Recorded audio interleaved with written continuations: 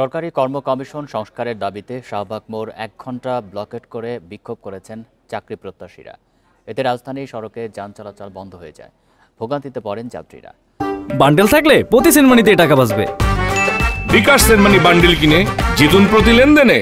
বিকেলে ছাত্র সমাবেশের ব্যানারে ঢাকা বিশ্ববিদ্যালয়ের কেন্দ্রীয় গ্রন্থাগারের সামনে থেকে বিক্ষোভ মিছিল নিয়ে এসে শাহবাগ মোড় ব্লকেট করেন তারা। এ সময় পুলিশের সঙ্গে আন্দোলনকারীদের ধাওয়া পাল্টা ধাওয়ার ঘটনা ঘটে। পরে পরিস্থিতি নিয়ন্ত্রণে আনে পুলিশ।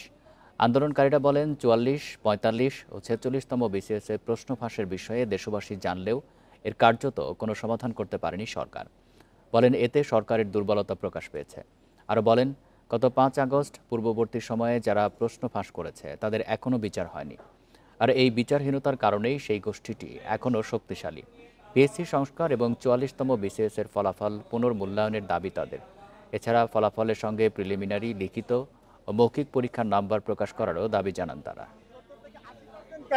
পুনরায় সুপারিশ হয়েছে মধ্যরাতের রেজাল্ট, এই প্রহসনের রেজাল্ট। আমরা ৪৪ প্রত্যাশী সহ যারা বিশেষ প্রত্যাশী চাকরিজীবী তারা কেউ এই রেজাল্ট মানে না। প্রশাসন এবং সরকারের উচ্চ মহলকে আমরা এ ব্যাপারে আকর্ষণ করতে চাচ্ছি এবং আমাদের সাথে যে প্রহসন করা হয়েছে এটা একটা যৌক্তিক সমাধান চাচ্ছি।